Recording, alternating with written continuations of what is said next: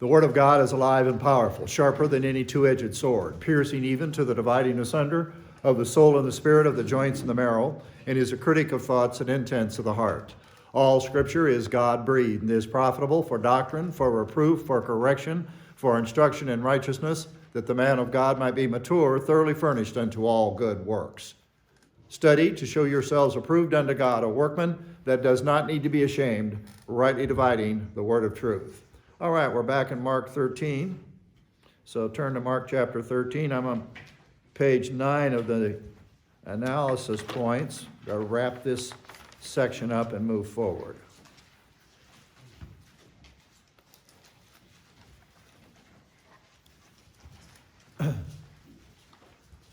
All right, let's get ourselves where we need to be spiritually. If we're not already there, we should be, but if you're not, we have 1 John 1:9, reestablishing the filling ministry of the Holy Spirit, so that God the Holy Spirit, who is our spiritual guide, can lead us into the truth and reveal to us things to come, which is the primary focus of where we're at right now. So let's take the usual time. Remember that we have an external decorum. Please, if you have a cell phone, if you're going to bring it in here, shut it off. I prefer that you leave it out in your vehicle. I know you'll probably be traumatized by doing that, but you will survive. Let us pray.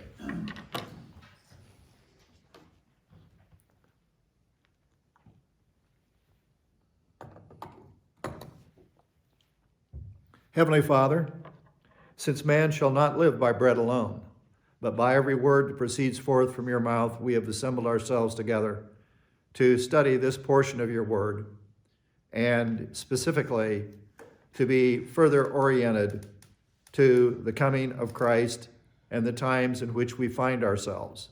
Thank you that you have continued to provide for us the light necessary in this present darkness. Bless these Bible classes to the encouragement of positive volition. In Jesus' name, amen.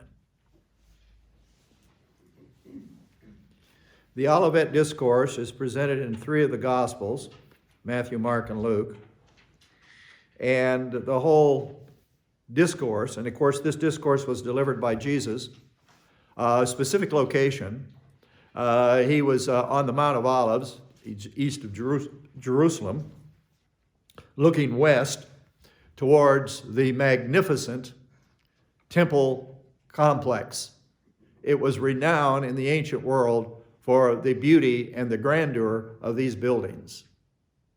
But there was more to them than just the visual. Obviously, that was there.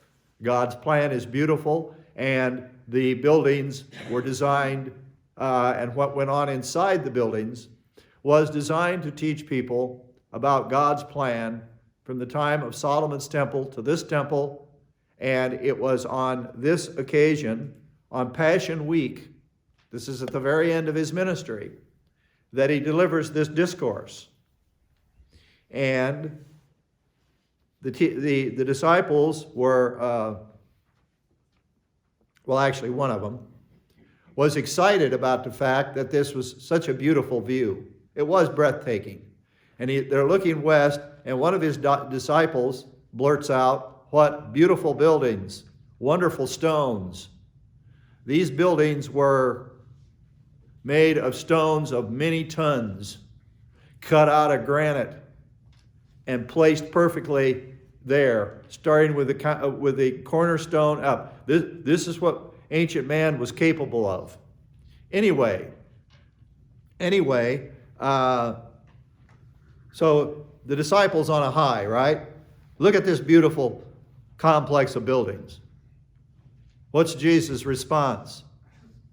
Bible doctrine, among other things, is designed to sober you up spiritually and get you focused on the things you can't see. There's nothing wrong with seeing something in nature or something and recognizing its beauty and grandeur. But here, Jesus is anticipating the fall of Jerusalem and the dispersion of the ancient people here And so Jesus kind of throws cold water on this whole thing. Do you see these great buildings? Let's take another focus on these buildings, since you brought the subject up. Not one stone will be left upon another, which will not be torn down. So he prophesies the complete and utter destruction and razing of the temple complex so that nobody could go there and see one stone attached to another. And of course, this is looking ahead to the Roman invasion and God disciplining his ancient people for their apostasy, their rejection of their Messiah, nonetheless, and that they stayed in that mode, and the event that destroyed the temple occurred in the year 70 AD. We're in 2021. This was in 70 AD. So you can subtract and see how many hundreds of years ago that this destruction of the temple occurred. Now, normally, an invader would not go to all the trouble to dismantle the entire temple down to its foundation. But it's what happened. Normally, an invader who was victorious would loot the place, set it on fire, and walk off. And that's what the Roman general, he did not want his soldiers doing this to this temple. But there was a belief among the Romans that there was gold between each on the stones and various things. So they became fanatical and they went to all this trouble and destroyed the temple so there's nothing left of it. If you have ever looked online or in a book, pictures, you will see the Jews coming to the Wailing Wall, they call it. We were there. And this wall with big stones still in place, dating back to the time of Christ, is considered by Christians, Muslims, and Jews to be the Temple Mount site. It's not. It couldn't be, or Jesus' words here did not come to pass. But they all think it is. And there's a book on it, The Temple's Jerusalem for God. South of there is where the temple really was. Those walls and those stones that are there that the Jews go up and go do this business in front of and put their little prayers in the cracks, that was the Roman Fort Antonia. The pagan Roman Fort Antonia that all monotheists are out there doing their thing in front of, especially Jews. And up on top of it is the Golden Dome of the Rock. That's a Muslim place of worship. They think that's the Temple Mount. They think that's where Muhammad ascended on a white horse to heaven. But it's south of there. Not far south, but south of there. In that grassy area. That's where the real temple was. And Jesus' words stand true. Now the disciples hear this. Now you got to think in terms of the mentality of the disciples. One, they don't realize that they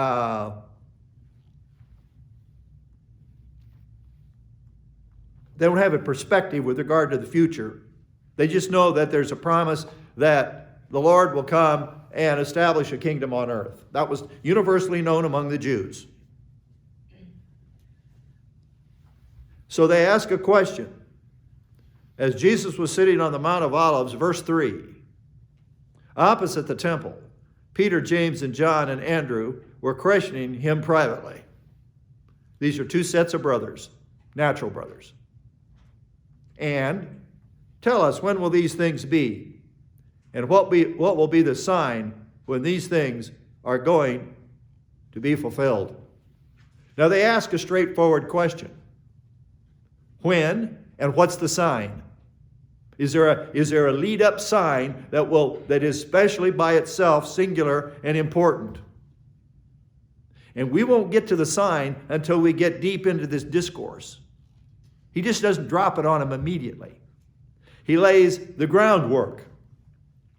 Now, 70 AD, obviously, is far removed. See, 70 AD is there's prophecy that said that the Messiah would come, he would be rejected, and the nation would be uprooted and dispersed under the third dispersion.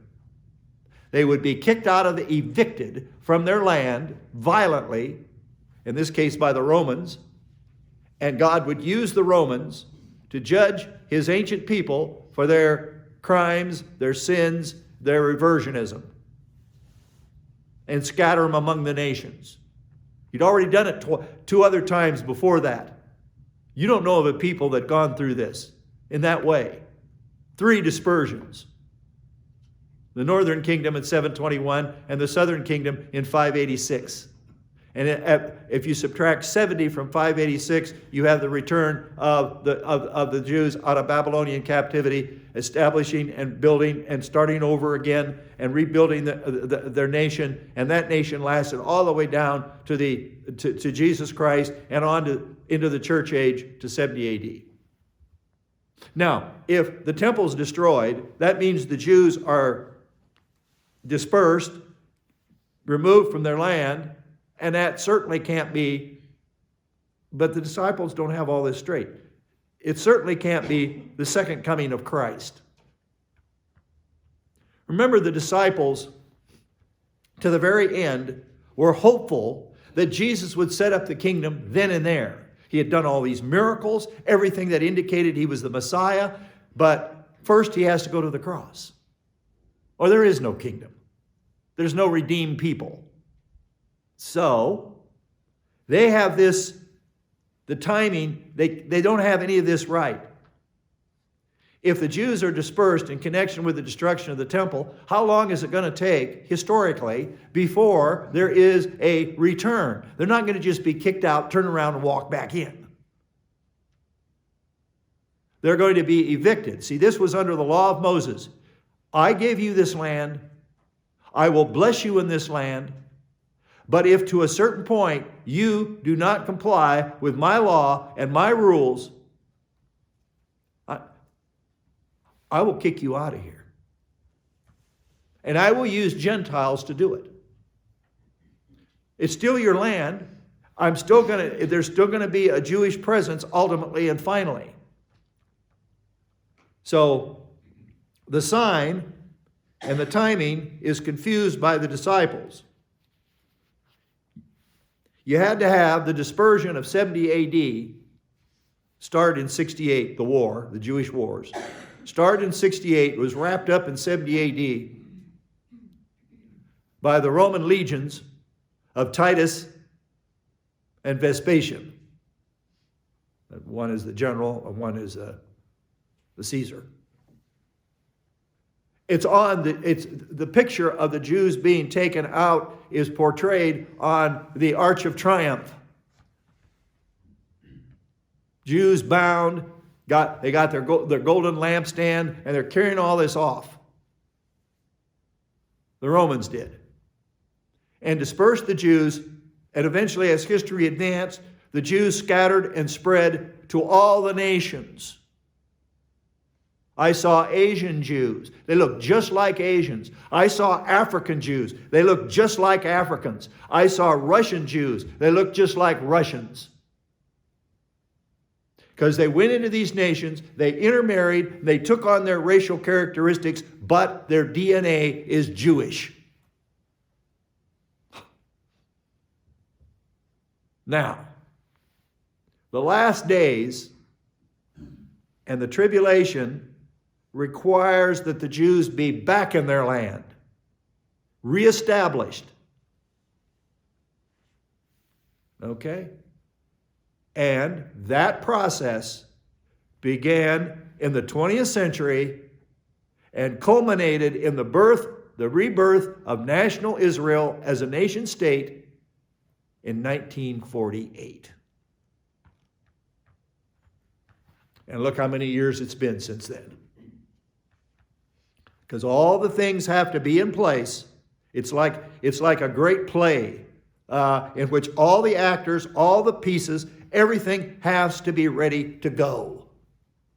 And I'm here to try to show you how it's all coming and has come together and just a matter of time before the last pieces are put in place.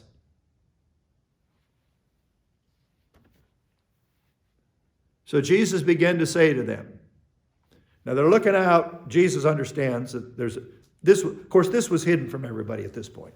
Nobody knew what the church age was, that there would be a church age.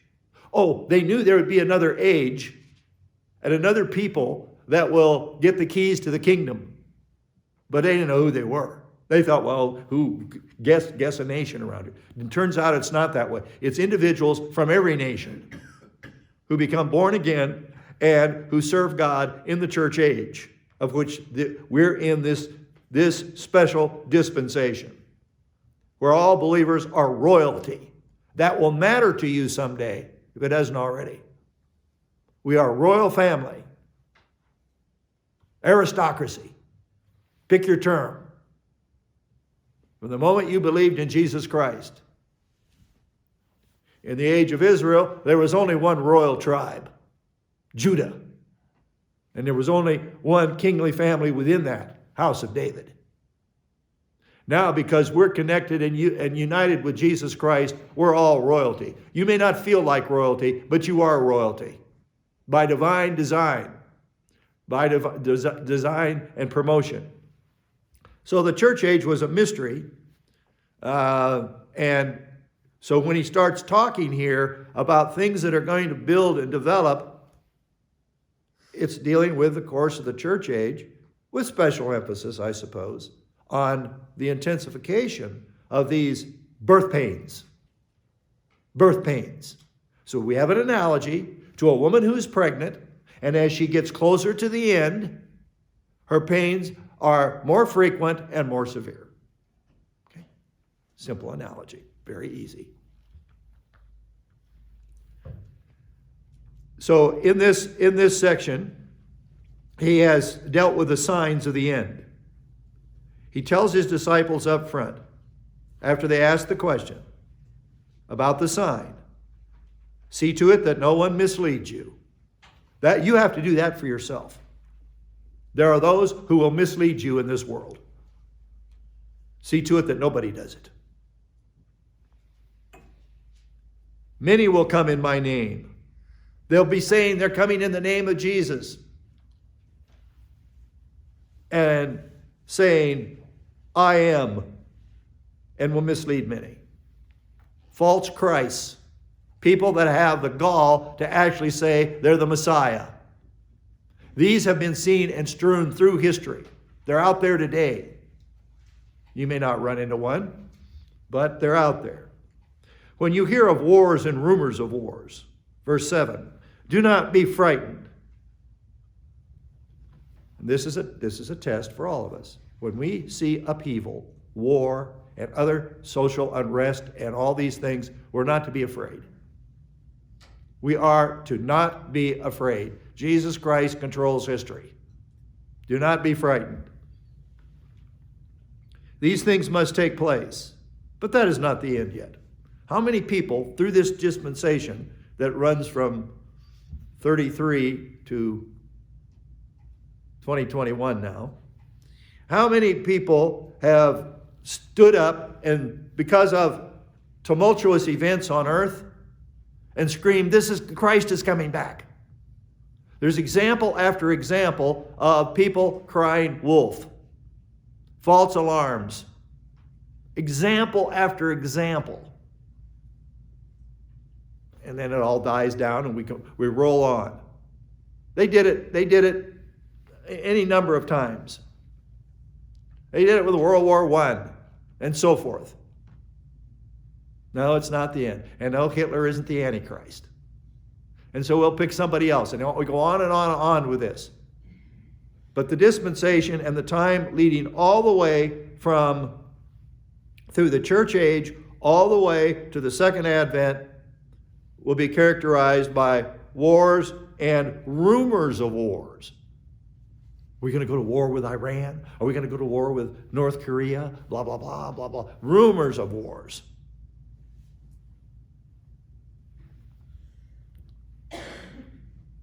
For nation will rise up against nation and kingdom against kingdom. There will be earthquakes in various places. There will also be famines. These things are merely the beginning of birth pains. Historically, you can trace these different phenomena, wars. It's interesting that there has been a time in the course of American history that we haven't been to war with somebody. Ourselves, Civil War, and so forth. Spanish-American War, and other events. He says, but be on your guard, for they will, and I want to end this first section here, on page 9, the tribulation, you have to kind of catch up with me. We'll conclude with a successful birth. We're following this analogy. The ushering in of the new world order, the millennium, the promised kingdom, and the death of the mother, the old order, the world system destroyed and redone, reset, the second advent. Speaking of famines, the dispersion of Israel in 70 A.D., and then again in 135, the land of Israel entered a period of drought. According to Rabbi Menachem Cohen of Brooklyn, he discovered that the land of Israel, quote, suffered an unprecedented, severe, and inexplicable means by anything but supernatural explanations. Drought that lasted from the 1st century until the 20th. We see places around, California's in an extended period here in time of drought, lack of rain, hence all the fires. Okay, extended droughts, but we have centuries of drought. The land of Israel languished. It doesn't mean there wasn't a drop of water fell on it, but it was conditions of drought. The absence of normal rain patterns. How do you explain that over one area? I told you that God said that when he kicked the people out of the land, evicted them for cause, that the land would languish for a caretaker. There's plenty of nations around that could run right in there and make it all look nice again, build towns and farms and all that, right? God didn't let them. Nobody. It was the Holy Land. The Holy Land. During the time of Israel's absence from it was depressing. But when the Jews started fixing this back up in God's timing, starting in the early 20th century and forward, they began to drain the swamps and rebuild it. And the rains came back. Remember when we were in James this last week? The early and latter rains? That's over Palestine, so-called. Which isn't the land of the Philistines, by the way. But a period of some 1,800 years coinciding with the forced dispersion of the Jews. He said this was severe, unprecedented, and inexplicable. Well, it isn't to us. I can show you in the Bible, when the Jews are out of the land languishes. It's a sign. When God brings them back, it takes off. For 1,800 years, it hardly rained in Israel. This is the land of milk and honey, a good land God promised. It was occupied by Canaanites, and Israel came and invaded under God during the rule of Joshua.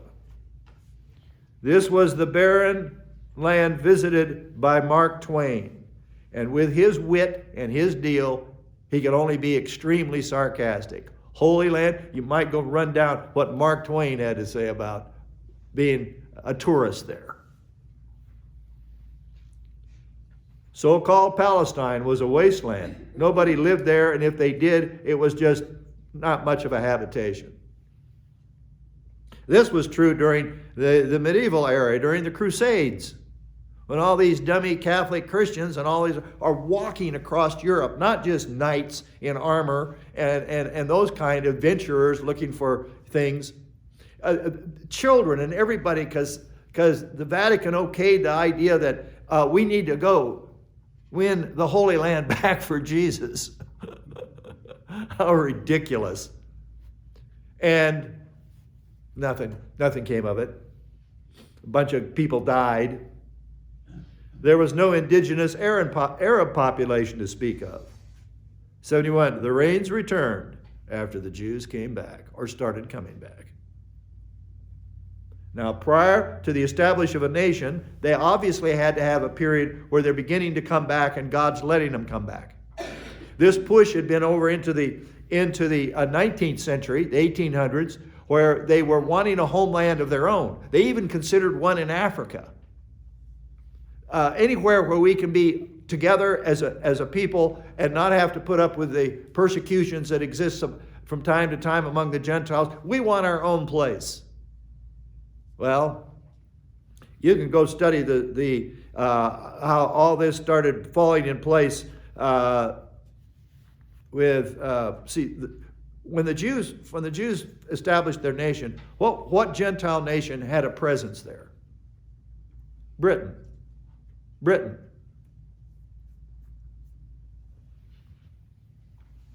And there was the white paper, and there's all this business going on to establish this. Now, there are those out there who do not believe that Israel is a legitimate nation. Please. Give legitimacy to all this other stuff. They're a legitimate nation if there ever was one.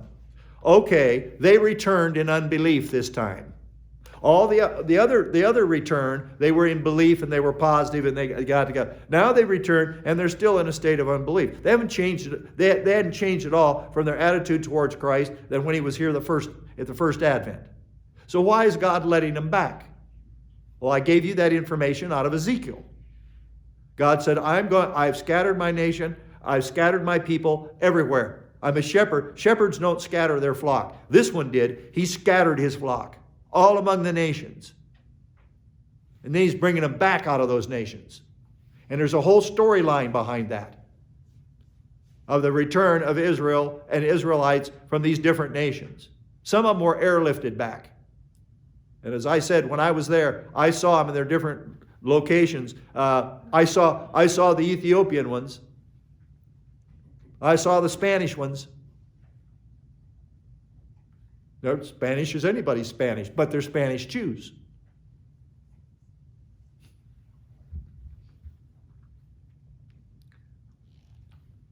My waitress on the Sea of Galilee there, where I had St. Peter's fish and could see the sunset going down, or she was an American who walked away from her dress shop in Colorado because she wanted to go back. She just felt compelled to do it. Nobody made her do it, and it isn't because there's going to be some big money over here. She just felt this draw. What do you go figure, huh? I told you about the people, and I saw the Ethiopian. I saw the Asian. There's one group of Jews deep down in Africa, and they practiced circumcision and the Sabbath and did all this stuff, and they said they were Jews, and everybody said, "You aren't Jews. You just make this up." Well, they checked their DNA, and they are. So God did a good job of scattering among the nations. And he's doing a really good job of bringing them back. A whole bunch of them came out of Russia. And they all like the coastline down there, where those ancient Philistine cities were. Very interesting to see that. Walk into a restaurant, Chinese restaurant, Asian restaurant, all the waiters and everything, they're all talking to each other. The staff, they're all talking to each other in their Asian language. Then some white Jews come in, like that speak English, and they're all speak, and then they all start speaking Hebrew to each other. And you know another thing? The Hebrew language went out of circulation and it's back. That doesn't happen. It's all a sign of that these things are true. One researcher, beginning in 70 AD and lasting until the early 1900s, about 660,000 days, no rain. One researcher checked this out for the last 150 years in Israel, beginning in the early 1800s and leading up to 1960. Increasing rainfall almost every year fell, with the heaviest rainfall in and around 48 and 67. Whoa. 48's when they were declared a nation. 67, in the war that occurred there, they got Jerusalem back under their control. Fighting Jordan. So, there's signs associated with this. But obviously, how would anyone know this? Isaiah prophesied of this rebirth of the state of Israel in Isaiah 66:8. Who has heard of such a thing? Can a land be born in a day? One day? Can a nation be brought forth all at once? As soon as Zion traveled, so also brought forth, travailed, so also brought forth her sons.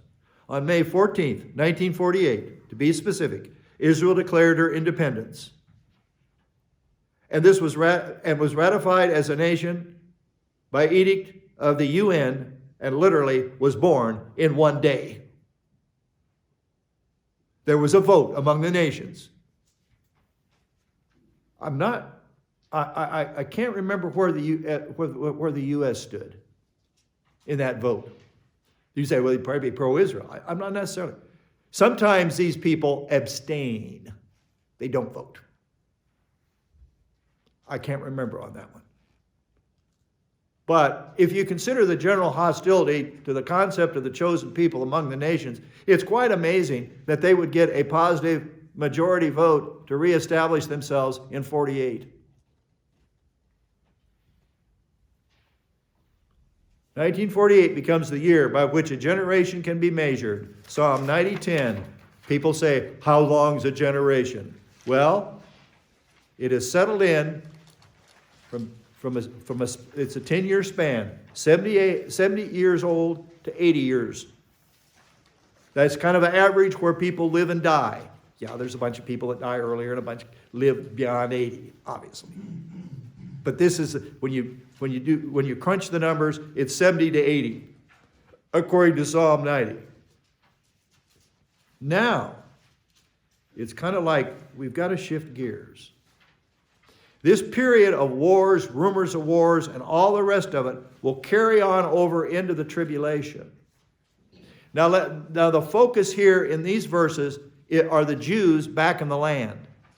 Now again, all the way through this period, there still will be Jews that haven't made the move for whatever reasons. They're getting out of here too. They are. They're putting in their application for relocation. You got to put in an application and prove you're Jewish. And then it takes a process. Okay? So, with COVID and everything, some rabbis are saying, get out, go back. Well, there's COVID over in Israel too, so what's the deal? But the way New York went so crazy with all this lockdown nonsense. Be on your guard. This is repeated. Anything in life requires that you have a certain amount of security, and you're on your guard. Be on your guard. Be ready for this, for they will deliver you to the courts, and you will be whipped or flogged in the synagogues. And you'll stand before governors and kings for my sake, as a testimony, a witness to them. After the rapture, the Jews in Israel, and generally throughout the world, will start coming around and become believers. Not all of them by any means, but a big enough percentage that it'll make a big difference. Even if it's 1 out of 3 in Israel and elsewhere who converts. See, this is when a Jew converts, because they have the most face to lose. All of our history, we've said that Jesus wasn't this and blah, blah, blah. Even Arabs say he was a good prophet. They give him no credit. And then they come around to belief in him. Families will rise up against each other. This will polarize in Israel and be the basis for a great social conflict. You're a what? And it goes from there. And the persecution begins from the authorities and from fellow family members. I've had Jewish Christians tell me, when I became a believer, my family disowned me. I mean, disowned. As if I was dead. Nothing. No contact. I mean, that's what they do. The gospel must first be preached to all the nations. Universal evangelism will occur throughout the nations from the period of the rapture forward. Now, the church had the mandate to do this during the centuries that we've been in the church age, to go, as Jesus told the church, go into the world and preach the gospel to every creature. You have an obligation to present the gospel to your fellow man. Are you a Christian? Are you a believer in Jesus Christ? If not, I want to tell you briefly what's involved. He died for our sins so we could be forgiven and have eternal life and all that. But the gospel will be preached to all nations. When you study the tribulation, you might think, oh, these poor people. They all get a gospel hearing. There are people on earth today who've never heard the gospel.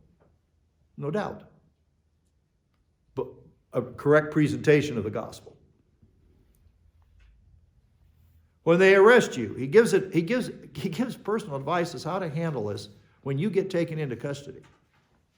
When they arrest you, the verb is to lead. When they lead you and hand you over. Paradidomi, hand you over.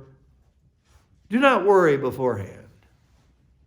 Don't spend time sitting there in your little cell or wherever they put you. Don't spend time contemplating how you're going to answer when they come on to you. Don't even worry about it. Don't try to formulate something. But say whatever is given to you in that hour.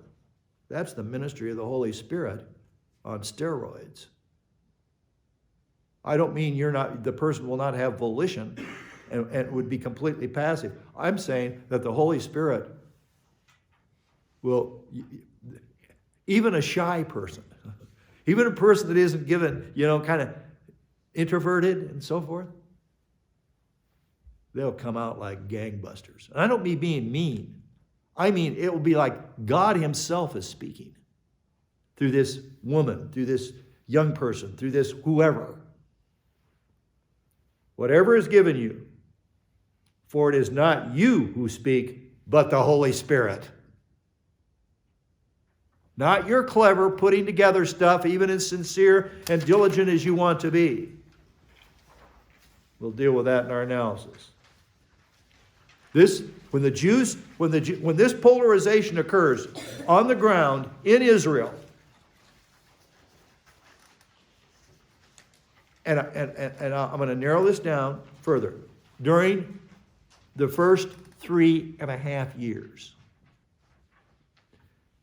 Because these Jews who become Christians will be told, and we'll get that later in this discourse, they're going to, see, you got to be on your toes. You got to know the doctrine. They're going to be told, when you see them put that idol in the tribulational temple, I've got some places you need to flee to. I got special refuges for you. One of them's called Petra. down in Edom, south, where Edom set up his kingdom. Now it's empty. It's a beautiful place to go see. I mean, what they've cut out of these rocks, these pink-colored rocks, back in there. They're going to go to these places of refuge because the Antichrist is going to be after them. So the Jews, if you were a believing Jew in the tribulation, and let's say you lived in New York, you lived in Brooklyn, you become a believer at the rapture. You get out of here because everyone is told to go back to your country. You get out of here. I don't care if you've got what you've got to do to get it together to make the long boat trip, or maybe you can fly. You get there. And then you're in the land, and then all this is going on in the first half, and then you got to leave kind of again and go into these special places where they are to hole up for 3.5 years. You say, well, what about food and water? They're going to be fed and taken care of like the Jews during that time of Moses in the wilderness. They're not going to have to worry about is manna going to be reestablished? Could be. Brother will betray brother to death. That's a close bond. A father his child. And children will rise up against parents and have them put to death. Whoa, that's hardcore. That is like, okay, I don't agree with anything you're believing, but I'm not going to go kill you. That's the intensification of it. That's what believers are going to face. And you'll be hated by all because of my name. But the one who endures to the end, he'll be delivered. That's what we're into now, folks. Endurance race. Enduring to the end. What we see go on around us in our church and elsewhere, we are to endure. If everybody was here that ever liked this, well, we couldn't fit in here. One. We couldn't. Then would you be happier? It's the same doctrine, the same truth. It didn't change. They changed. And by the way, I didn't separate from them. They separated from me. Don't let people make you feel bad. You walked. I'm saying they walked. And I've noticed when people change, they change their attitude towards me. That's one. The grace is gone. The compassion is gone. The understanding is gone. It's just gone. You can put a smile on your face, but it isn't genuine. 1. These verses constitute a prophetic statement regarding persecution of believers that will occur prior to the end. Note verses 7 and 13 of Mark 13, as well as Matthew 24, 3, 6, 13, 14, and Luke 21, 9. This passage is introduced with a warning similar to the one in verse 5. The same imperative, the verb blepo, is found here. Take heed. 5. The object of the verb here is believers undergoing persecution.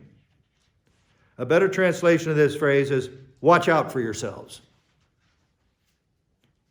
7. In verse 5, the object of the warning is the rise of false Christ and the like. 8. The warning issued by Jesus is not that believers try to escape persecution, but rather how they are to conduct themselves under this type of persecution. It's a kind of a roadmap. It's a real basic thing. Get yourself geared up. You're going to be persecuted. You got people in the tribulation, they're going to have to learn real quick. But I've been amazed. There are some people that are quick studies. They learn and start figuring doctrine out fast because they have a zeal for it. And God blesses them. So, but there are things they need to know. The direct object, pronoun autos, makes the warning personal. You've got to watch out for yourself. Now, you can encourage others and warn and talk to others, but you can only save yourself from spiritual collapse. The choice of the verb paradidomi, to deliver over, betray, indicates a link between the treatment of Jesus in the successive stages of the Passion narrative as well as the sufferings of John the Baptist. John the Baptist and Jesus was delivered over to the authorities under the direction of God, no mistakes. The first part of this sentence is a distinctly Jewish tone, synagogues. 13 again, they refers to people who hate believers, and so is a general designation. 14, the first example of abuse is betrayal by unbelieving Jews of believing Jews. 15, physical abuse will be flogged. Are they going to do that again? Will even take place in the Jewish places of worship. I mean, if you're going to flog someone, you don't do it there.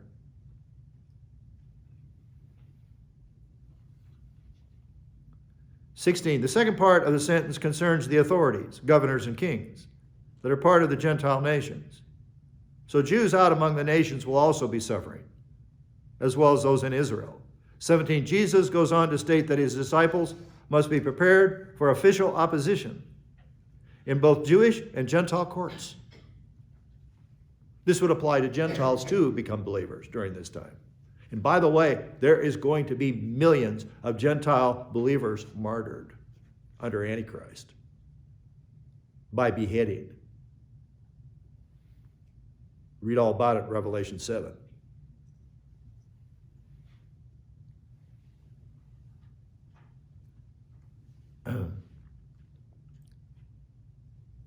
This is demonstrated by anybody that's done a reading of the book of Acts, where the church was being persecuted and brought before various authorities. 18, their very appearance before ruling authorities will in itself be a witness. For eis, marturion, autus, see 144, where the same phrase is used in connection with the cleansed leper who was told by Jesus to present himself as a testimony before the priest, as a testimony to them.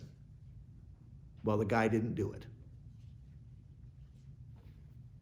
Because if you were a leper and you got cured, you had to go before the Levitical authority and they would examine you so you could reintegrate into society.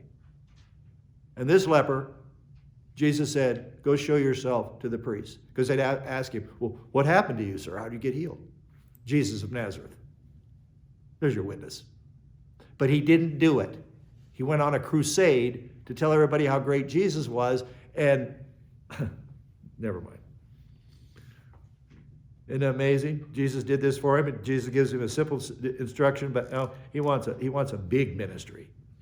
Verse 10 appears to be a non sequitur within the context dealing with the persecution in a legal setting.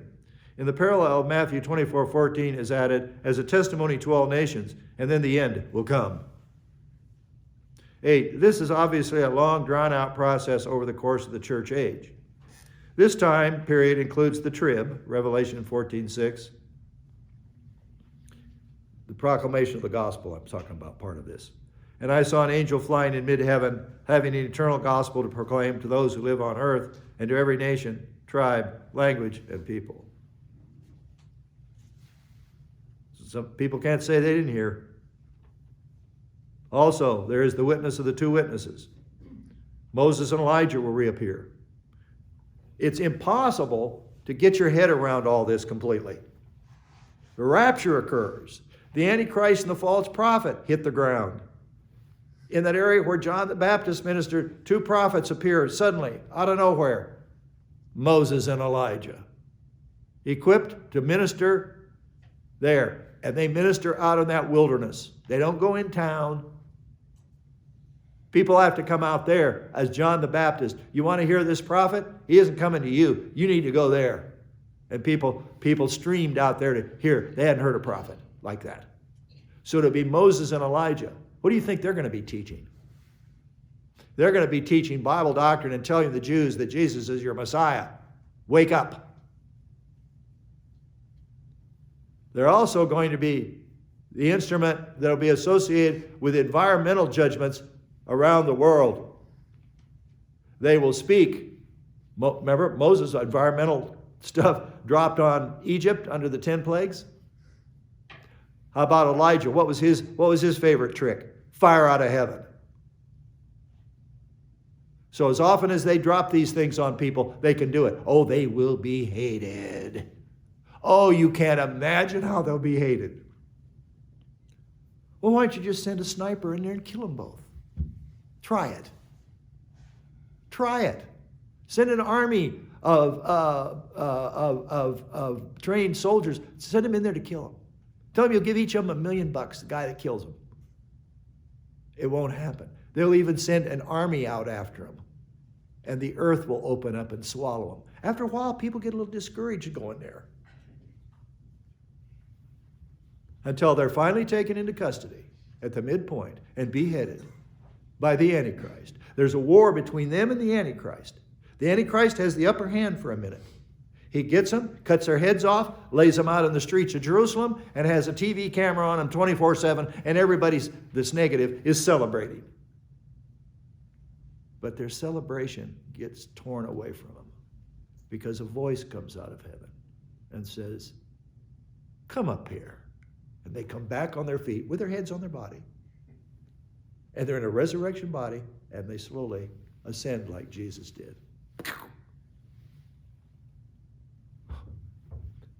I see the tribulation as a cat and mouse game, with God being the cat and these idiots being the mouse. Okay? He lets the mouse go. Oh, the mouse gets away. It's not that he's so hungry he's got to have it immediately. He wants to play with it.